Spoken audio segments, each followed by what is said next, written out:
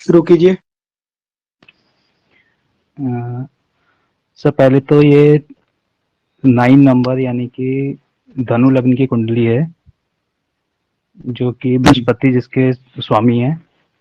हम्म। और बृहस्पति इस कुंडली में थर्ड हाउस में बैठे हुए हैं, पराक्रम के हाउस में। हम्म। तो और यहाँ से बृहस्पति जो है 7th हाउस को, 8th हाउस को, 11th हाउस को देख रहे हैं, इनके पार्टनरशिप के। सॉरी, 7th को, 9th को। 9th जो इनका भाग्य का है, और 11th हाउस जो इनका लाभ का स्थान है, इनको हम्म। देख रहा है। हम्म। तो 9th में जो बृहस्पति हैं, तो बुद्धिमान होंगे ये। हम्म।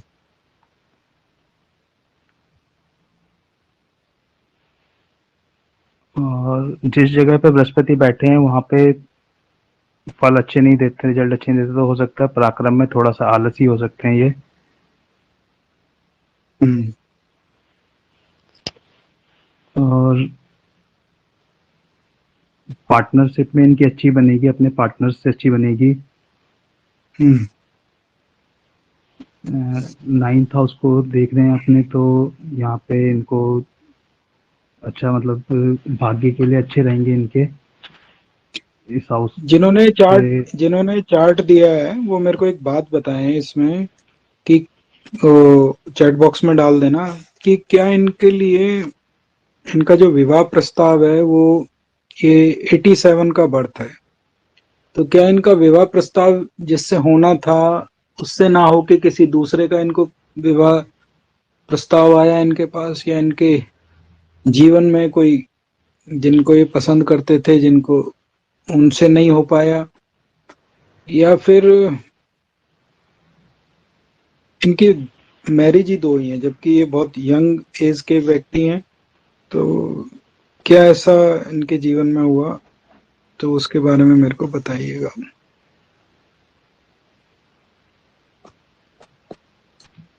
हम्म। आप शुरू कीजिए, आप कंटिन्यू करिए।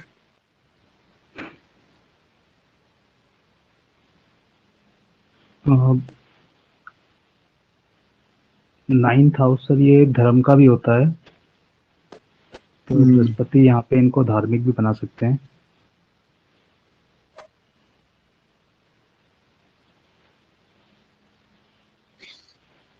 और अच्छा, सेकंड हाउस में इनके। इसमें इसमें इसमें अनूप जी, ये क्यों मैंने बोला कि इनकी विवाह को लेके कोई मुझे संशय दिखाई दिया। यदि सर देखें तो ये बुद्ध की वजह से।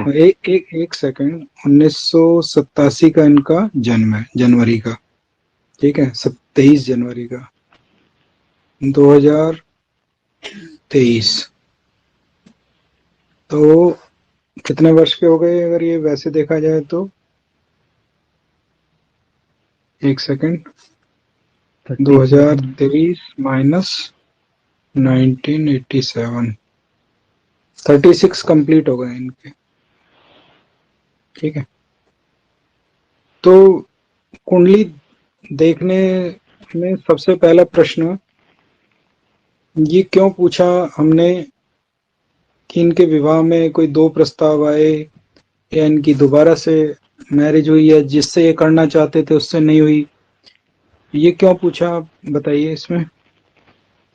सर बुद्ध इसमें अस्त हो रखे हैं इस वजह से। बुध कैसे हंसते हैं? सूर्य हमारे हैं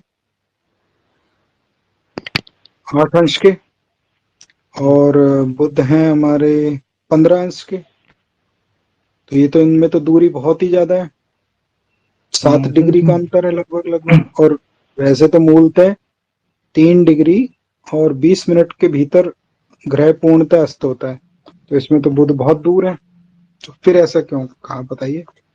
सर मैंने 13 डिग्री पढ़ा था सर। अच्छा, 13, ये 15 डिग्री के हैं। और बुद्ध के लिए 13 मैंने के भी हो 13 डिग्री गए। पढ़ा था, ये 13 डिग्री के, हाँ, सूर्य से 13 डिग्री के कम है। वो सिद्धांतों में आता है लेकिन वो अनुभव में नहीं आता। जी सर। जब तक कोई ग्रह, वो क्यों मैंने बोला 3 डिग्री 20 मिनट के भीतर भीतर हो, तो इसी को अस्त मानना चाहिए। उसका कारण क्या है, ये दोनों ग्रह नवांश पत्रिका में भी एक ही स्थान पे देखने को मिलेंगे यदि 3 डिग्री 20 मिनट के भीतर भीतर है।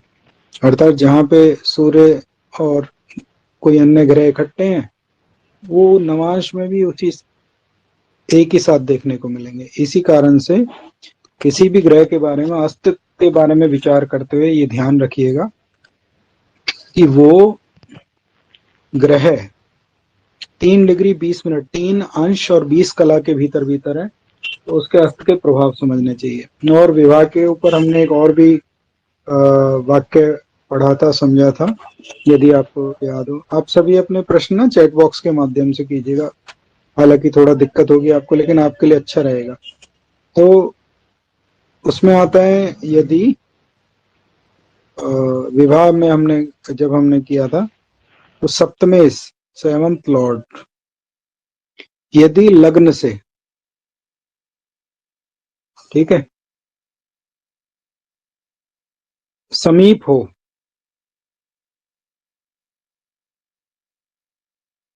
तो विवाह जल्दी देता है। दूसरा, शुक्र यदि लग्न से समीप हो, तो विवाह जल्दी देता है। किसके लिए? पुरुष की पत्रिका से। और शुक्र यदि सूर्य से, पुरुष की पत्री में कितने 36 अंशों से ऊपर हो जाए, तो ये अपने आप में विवाह में दूरी देता है। ठीक है, देखें इसके अंदर क्या है। शुक्र कितने अंश के हैं यहाँ पे? 21 अंश के।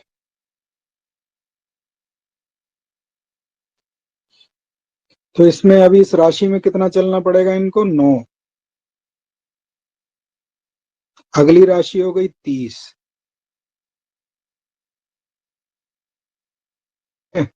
और उसके उपरांत सूर्य तक पहुंचने के लिए जमा 8।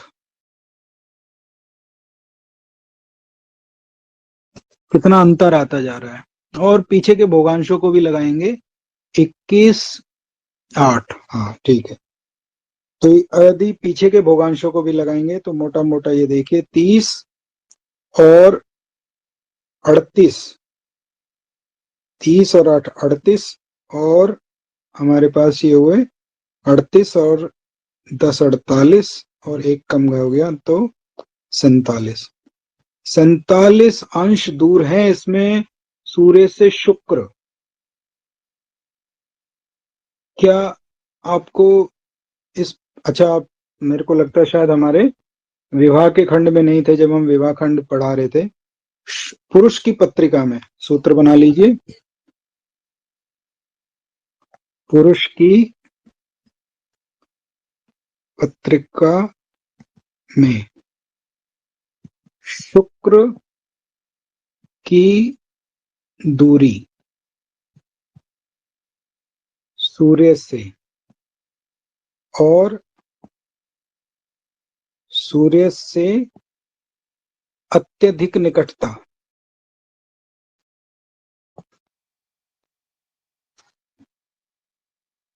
विवाह विलंब देती है। ठीक है, तो इसमें देखें तो शुक्र सूर्य से कितने अंश दूर निकल गए हैं? 47 अंश। बस थोड़ी देर के भीतर ही शुक्र वक्री होके दोबारा से सूर्य की तरफ वापस आना शुरू कर देंगे।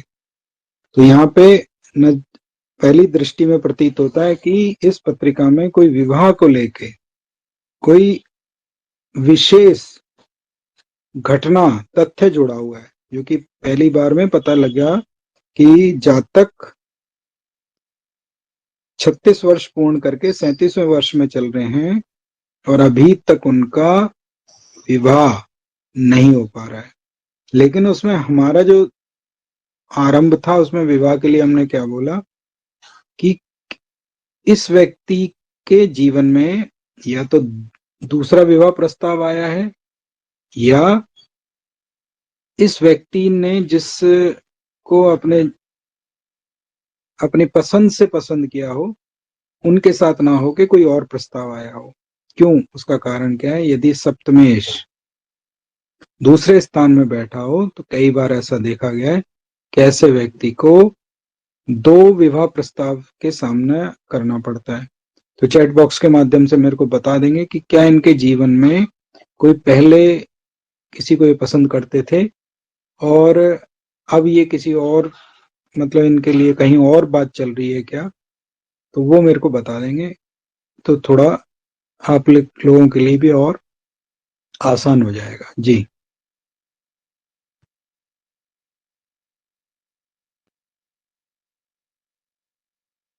हाँ जी अनूप जी, जी सर। शुरू कीजिए। हाँ सर, बुध जो है सेकंड हाउस में बैठे हुए हैं, जो कि बुध दूसरे स्थान में बैठे हुए हैं। जी। वाणी का स्थान है। हम्म। तो वाणी अच्छी होगी, और शनि भी वाणी के स्थान को देख रहे हैं, तो वाणी हो सकता है कि ऐसी हो कि लोगों को डायरेक्ट बोल दे कोई भी चीज, हम्म। जो हो सकता है लोगों को पसंद ना आए। हम्म। और साथ में सूर्य भी हैं, तो यहाँ पे धन का स्थान भी है, तो बैंक बैलेंस वगैरह से रिलेटेड जो है, तो हो सकता है इस स्थान पे इनका बैंक बैलेंस वगैरह, अच्छा बैंक बैलेंस हो इनके पास। हम्म।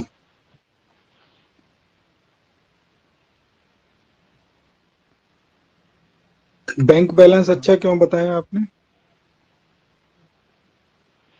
सब बुध सेकंड हाउस में बैठे हुए हैं, तो मैं इस वजह से कहा है कि बुध की, अगर वो सेकंड हाउस में बैठे हैं तो धन आ सकता है वाणी की वजह से। बुध जो है तीव्रता का ग्रह है, शीघ्रता का ग्रह है,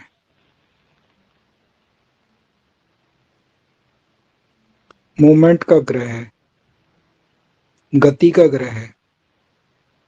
यदि वो दूसरे स्थान में बैठे होंगे तो दूसरे स्थान से संबंधित गति प्रदान करेंगे। तो परिणाम क्या क्या किया जा सकता है? व्यक्ति जल्दी बोलना सीखा हो, नंबर एक। व्यक्ति की जल्दी आय के क्षेत्र बनने लग जाएं, जल्दी कमाने के लिए उत्सुक हो जाए, नंबर दो। या बोलने में वाक चतुर हो, बोलने में जल्दी बोलने वाला हो, ये देखा गया। किंतु उसके ऊपर शनि की भी दृष्टि है, जो इस पत्रिका के भीतर नजर आ रहा है। यदि बुध के ऊपर शनि की दृष्टि है तो शास्त्र क्या कहता है? कहीं ना कहीं बुध पे यदि शनि की दृष्टि है तो कहीं ना कहीं ऐसे व्यक्ति अपनी बातों में थोड़ा सा छुपाव उत्पन्न करते हैं, और कहीं कहीं तो ज्योतिष में इसको एक प्रकार से पासा फेंकने वाला भी बोला गया। ऐसा व्यक्ति अपनी बातों के माध्यम से किसी को पाश बंधन कर सकता है, अर्थात उसकी बातों में कोई सम्मोहित हो सकता है, वो कह कुछ रहा हो और उसके भीतर कुछ और भी चीज छुपी हो सकती है। ऐसे योग देखने को मिले हैं। एक जगह और भी आता है, यदि बुध और शनि इकट्ठे हों या बुध को शनि देखे तो ऐसा व्यक्ति वृद्ध जनों को अपने सम्मोहन का प्रयोग करता है उनके ऊपर, अर्थात जो उसके जैसे कोई महिला है, उनको माता जी आप तो बहुत वो हैं, भले ही उनकी अपनी माँ हो या कोई वृद्ध महिला हो, तो वो अपने काम निकालना चाहता है, उसको चतुर कहा जाता है इस तरीके से। तो वो चैट बॉक्स में बता देंगे कि ये अपनी माता जी को लेके या फिर अपने किन्हीं महिलाओं को लेके यदि इन्होंने देखा हो ऐसा कि भाई ये कितने चतुर रहे हैं अपने जीवन में उस चीज को लेके, तो चैट बॉक्स के माध्यम से बताएंगे। धन अधिक होना, धन का स्वामी यदि धन को देखता है तो व्यक्ति धनी हो सकता है, अधिक होगा। इसके लिए आगे की जो कुंडलियां होंगी उसमें पढ़ाया जाएगा आपको धन की मात्रा कैसे निर्धारित करें। उसके लिए वैसे मैं बड़ा सूत्र बता देता हूं आपको। व्यक्ति का जो जन्म है वो किसकी स्वाति नक्षत्र में हुआ है, अर्थात इनको स्वाति नक्षत्र के अनुसार इनको दशा मिलती है सबसे पहले राहु की। ठीक है, राहु इस पत्रिका में चौथे स्थान में बैठा हुआ है, और राहु इस पत्रिका में चौथे स्थान में बैठ के यदि देखें, और नवांश पत्रिका के 8वें स्थान में बैठा हुआ है, और वो मंगल के सानिध्य में बैठे हुए हैं। 4 डिग्री का अंतर भले ही है, लेकिन वो मंगल के साथ बैठे हुए हैं। राहु मंगल की युति कोई बहुत अच्छी नहीं होती है। चौथे स्थान में बैठे हैं और चतुर्थेश अपने से द्वादश चला गया है। तो ये प्रारंभिक मामलों में ये घर के बारे में, क्योंकि अभी जो उत्पादन है, जो वेल्थ है, जो धन है, वो घर परिवार का देखना चाहिए। तो प्रारंभिक मामलों में ये वेल्थ के लिए कोई बहुत अच्छा संकेत नहीं नजर आता है।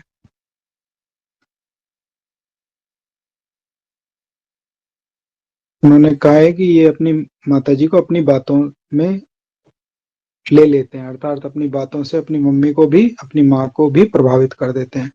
ये शनि और बुध का योग ज्योतिष शास्त्र के अंदर देखने को मिला है। ठीक है, तो हम कर रहे थे कि इनको प्रोस्पेरिटी कैसे मिलेगी, इनको जीवन में प्रगति, संपदा, संपन्नता कैसे मिलेगी। आप सभी अपने प्रश्न भी चैट बॉक्स के माध्यम से पूछ सकते हैं। रिकॉर्डिंग है, और क्योंकि आज ये हमने अनूप जी को दिया है और ये जीवंत कक्षा है, लाइव क्लास है, और ये रिकॉर्डिंग पे भी है, तो इसीलिए हमने कहा कि बाकी सब अंत में जाके आप सभी को अनम्यूट कर दिया जाएगा। आप सभी अपने प्रश्न पूछ सकते हैं। अभी केवल चैट बॉक्स के माध्यम से अपना कोरस्पोंडेंस, अपना पत्राचार करें। हाँ, हम बात कर रहे थे, सबसे प्रथम इनको दशा मिलती है किसकी? राहु की। अब जब राहु की दशा चौथे स्थान में जाके मिल रही है, तो ये कोई बहुत अच्छा योग नहीं है। उसका कारण क्या है? अच्छा, चौथे स्थान में राहु अपनी दशा में अच्छा प्रभाव दे भी सकता था। कब देता? जब इनके साथ इनके मित्र ग्रह होते, नंबर 1। नंबर 2, ये नवांश पत्रिका में शुभ स्थिति में होते। यदि हम देखें नवांश पत्रिका में ये अष्टम स्थान में है, और इनके साथ जो मंगल बैठे हुए हैं, वो एक प्रकार से इनसे वैर रखते हैं। तो ये तो ऐसा प्रतीत होता है कि इनके जन्म के उपरांत ही इनके परिवार के भीतर, या इनकी परिवार के लिए कोई 2 चीजों के संकेत देता है। या तो हो सकता है इनके परिवार में कोई संपत्ति को लेके, प्रॉपर्टी को लेके। अब यहाँ संपत्ति और प्रॉपर्टी को कैसे समझना चाहिए? संपत्ति सभी प्रकार की होती है, वो जिसको देर तक रखा जा सके। अर्थात जो बॉन्ड्स हैं हमारे, जो LICs हैं, जो हमारे फिक्स डिपॉजिट्स हैं, मतलब ऐसे संविदा पत्र जिनको देर तक व्यक्ति प्रयोग करता है, या जो हमारी संपत्ति है, अर्थात भवन है, प्लॉट हैं, उनके बारे में भी संपत्ति का विचार किया जाता है। या घर के भीतर मूल्यवान धातुएं हैं, अर्थात सोना, चांदी, ये सब उसमें देखने को मिले। या फिर जो ऐसी वाहन है जो देर तक प्रयोग किए जा सके, तो उन सब के बारे में पत्रिका में चौथा स्थान की संकेत देखे गए। यदि उस में देख रहे हैं हम, तो जन्म पत्रिका में राहु और मंगल चलित कुंडली के भीतर भी यही नजर आते हैं। केवल बृहस्पति चलित कुंडली में बाद में पुनः चौथे स्थान में एकत्रित हो जाते हैं। तो मूलतः देखा जाए तो जब राहु की दशा मिली, जातक को जितने भी वर्ष का इनको राहु का मिला, उसमें ऐसा तो प्रतीत होता है कि कहीं ना कहीं इनके जन्म के उपरांत, ऐसा तो प्रतीत होता है कि इनके जन्म के उपरांत इनके परिवार में कोई संपत्ति को लेके कोई छल इनके साथ हुआ हो। ऐसा नहीं प्रतीत हो रहा कि इनके संपत्ति में कोई बढ़ोतरी हुई हो। और राहु की दशा इनको 87 से लेके 2001 तक प्राप्त हुई है। तो ये दशा अपने आप में एक प्रकार से 14 वर्ष की दशा है। तो यदि 14 वर्ष में घर के भीतर एक ऊंचाई सामान्य ही दिखाई दे रही है, तो वहां से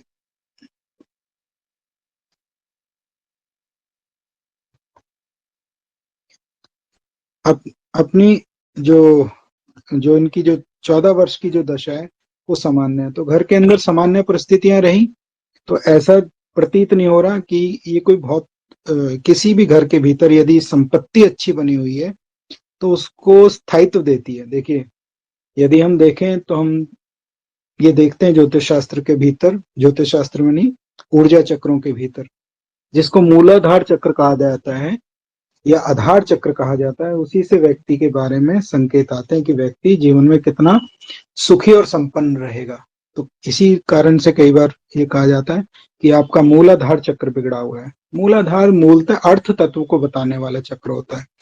अर्थ तत्व कहाँ से उत्पन्न होता है? जहां से संपत्ति संपदा होगी। तो यदि वे किसी भी व्यक्ति के जीवन में, अब ये संपदा वो कौन सी मानता है इसके ऊपर निर्भर करता है, लेकिन आज के परिप्रेक्ष्य में देखा जाए तो संपदा संपत्ति ही व्यक्ति को मूलाधार प्रदान करती है कि उसका स्थायित्व बना रहता है। तो यदि देखें 14 वर्ष जातक को मंगल और राहु की दशा मिली, और मंगल और राहु जन्म जन्म पत्रिका के चौथे भाव में विराजित हैं। राहु की दशा मिली और मंगल के साथ संयुक्त होकर मिली, और चतुर्थ अपने से द्वादश गए हुए हैं। एक दूसरी बात कि उसके उपरांत जब बृहस्पति की दशा मिली तो बालक 14 वर्ष के हो चुके थे, और चौथा स्थान संपत्ति, माता और वाहन का है, और साथ ही साथ पिता से मिलने वाली पैतृक संपत्ति के बारे में भी बताता है, या पिता को अपने पिता से मिलने वाली पैतृक संपत्ति के बारे में भी बताता है। तो ऐसा प्रतीत होता है कहीं ना कहीं उनके बारे में जो उन्होंने इकट्ठा किया हो, उनके पिता ने, या उसको इकट्ठा करने का प्रयास किया हो, उसमें कहीं ना कहीं कोई छल उत्पन्न कर देता है। दूसरी बात, उसके उपरांत मिलती है इनको बृहस्पति की दशा। तो 14 वर्ष हमारे पास रही, 14 वर्ष लगभग राहु की दशा, और उसके उपरांत मिली बृहस्पति की दशा।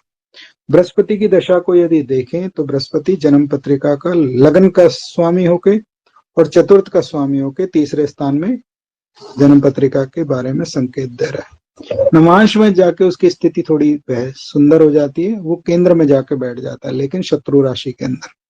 अर्थात जब पहले 14 वर्ष और अगले 16 वर्ष वो भी पत्रिका के भीतर ऐसा संकेत दे रहे हैं कि जीवन में जो आर्थिक प्रगति है वो सामान्य ही बनी रहेगी, या परिश्रम बहुत अधिक करना पड़ेगा। उसका कारण क्या? लगन का स्वामी यदि तीसरे में हो तो व्यक्ति को श्रम करना पड़ता है, परिश्रम करना पड़ता है। चूंकि वो चौथे स्थान में है तो इसका मतलब जो खोई हुई संपत्ति थी, संपदा थी, उसे प्राप्त करने के लिए व्यक्ति प्रयास करेगा, लेकिन उसके बाद भी, उसके उपरांत भी कहीं ना कहीं उसे प्राप्त करने में छल कपट उसको लग सकता है। और अभी वर्तमान में जातक की दशा चल रही है शनि की, और शनि को फिर हम उपरांत देख रहे हैं। तो शनि इस पत्रिका के भीतर फिर 12वें स्थान में गया है। यदि दूसरे स्थान का स्वामी 12वें स्थान में होता है तो 3 संकेत देता है। प्रथम, पुत्र के बारे में चिंता बताता है, व्यक्ति को राज्य कर्मचारी बनाता है, और ऐसा व्यक्ति अपना धन संचित पैसे में लगाए, अर्थात जमा पैसे में लगाए तो लाभ मिलता है, अन्यथा इसका धन इसके हाथ से निकल जाता है। तो अभी भी जो स्थिति चल रही है वो एक प्रकार से व्यक्ति को बहुत ऊंचाई की तरफ नहीं लेके चल रही है, अभी सामान्य स्थिति ही उसने उसकी बना के रख रखी है। यदि एक व्यक्ति के जीवन में देखा जाए जो मुख्य धारा है उसके भीतर धन से संबंधित योग देने वाले हैं, वो यदि क्षीण पड़ जाए, कमजोर पड़ जाए, तो व्यक्ति की संपत्ति संपदा किस प्रकार से बनेगी? जब तक कि किसी धन विशेष ग्रह की दशाएं ना आ जाए। धन विशेष की दशाएं कब आएंगी? जब पत्रिका के भीतर बुध की दशा आएगी, या अंतर दशाओं में बुध की दशा आएगी। अभी उसमें अधिक समय बचा हुआ है, लेकिन अभी ये केवल हमने एक बड़ा वृहद रूप देखा है, ना कि इसका सूक्ष्म रूप देखा है। यदि इसके सूक्ष्म रूप पे विचार करेंगे तो आने वाली कक्षाओं में आपके और भी पता चलेगा। अभी जो हमने कहा इनके इनके पिता को संपत्ति में या पैतृक संपत्ति में कोई हानि होनी चाहिए, तो उसके बारे में चैट बॉक्स में वो मेरे को बता देंगे, और आगे का व्याख्यान अनुप जी आप कंटिन्यू करिए। और इसके प्रश्न भी हों तो भी चैट बॉक्स में पूछ सकते हैं जी। सर सूर्य भी सेकंड हाउस में ही है, और सेकंड हाउस में सूर्य होने की वजह से इनका हो सकता है चेहरे पे ग्लो रहे, क्योंकि चेहरा भी सेकंड हाउस में ही आता है।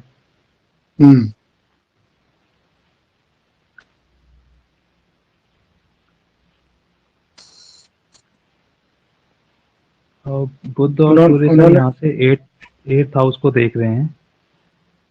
चैट बॉक्स के माध्यम से उन्होंने बताया कि हाँ, इनको एक संपत्ति में धोखाधड़ी इनके पिता को या इनको हुई है, ऐसा चैट बॉक्स के माध्यम से प्राप्त हुआ है। अभी आपको ये योग समझ आया अनूप जी? और बाकी सब तो खैर सुन ही रहे, उनको समझ आ ही रहा होगा जी क्या सर। बोला इनको सर। प्रॉस्पेरिटी हमने कैसे देखी और कैसे बढ़ती है कैसे घटती है, ये देखा आपने? जी। ठीक है। दूसरे स्थान में बैठा हुआ सूर्य चेहरे के ऊपर एक प्रकाश लेके आ रहा है, ये कहना चाह रहे हैं आप? जी सर। आपका आपका आपका जो विश्लेषण है वो ठीक है, लेकिन इसको दूसरे तरीके से देखना चाहिए। ऐसा कहा जाता है सूर्य जिस स्थान में होंगे उस स्थान के भीतर ताप उत्पन्न करते हैं। जिस भी स्थान में होते हैं सूर्य उस स्थान के भीतर ताप उत्पन्न करते हैं। ठीक है। तो यदि वो यहाँ है तो यहाँ पे अत्यधिक ताप उत्पन्न करेंगे, और इस स्थान के ऊपर वो प्रकाश उत्पन्न करेंगे। ठीक है। तो इसका अर्थ ये होगा कि हो सकता है पैतृक संपत्ति तो काफी हो, लेकिन उनके पास जो पैसा होना चाहिए, धन होना चाहिए, उसमें वो कमी करते हैं। क्यों? क्योंकि वहां से उसका प्रकाश इस स्थान पे जा रहा है। तो ऐसा शास्त्र का नियम है, सूर्य जिस स्थान में बैठे होंगे। हाँ, इनके जो आपने रंग के बारे में विचार किया वो ठीक है। यदि दूसरे स्थान में सूर्य बैठे होंगे तो तांबई रंग देखने को मिल सकता है, तो अर्थात जो फेयर व्हाइट ना होके एक प्रकार से जैसे चेहरे पे एक लालिमा बनी रहती है, वो इसमें देखने को मिला है जी। सर बृहस्पति इनके थर्ड हाउस में है, तो बृहस्पति से अगर हम यहाँ पे रोग देखें तो इनको गले से रिलेटेड या रेस्पिरेटरी अपने जो सिस्टम है, रेस्पिरेटरी सिस्टम है, उससे रिलेटेड कोई बीमारी हो सकती है या परेशानियां हो सकती हैं इनको। हम्म।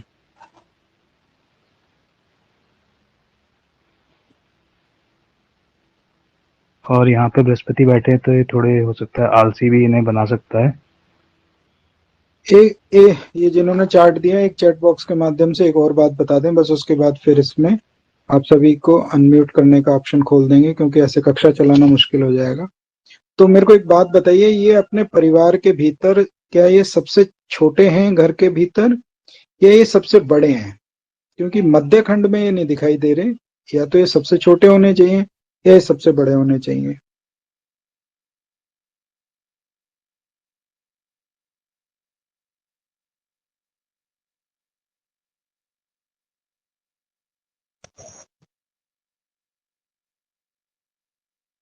सबसे बड़े हैं ये। ठीक है, धन्यवाद।